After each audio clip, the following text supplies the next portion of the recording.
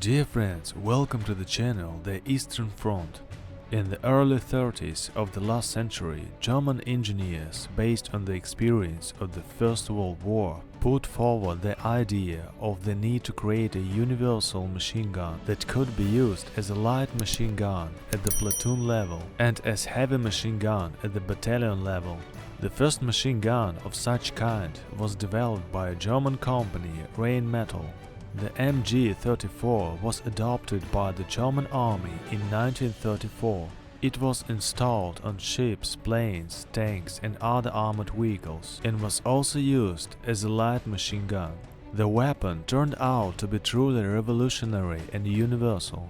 The MG-34 weighed only 12 kilograms. The rate of fire was 900 rounds per minute. The aiming range with the mechanical side was 2 kilometers and with an optical 2.5 kilometers.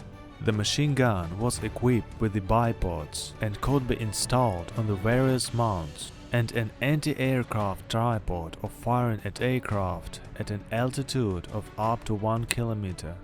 In the absence of a mount, the MG-34 could be used to shoot at air and ground targets by holding it on another soldier's shoulder.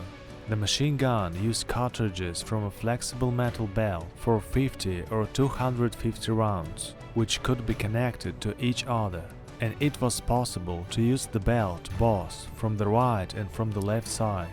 In addition, the machine gun could use cartridges from the drum mechanism. By the beginning of the Second World War, 84,000 MG-34 machine guns were produced, and by the end of the war, their number increased to 150,000 pieces. So why did the engineers install two triggers on this machine gun? In fact, these were not two separate triggers, but one.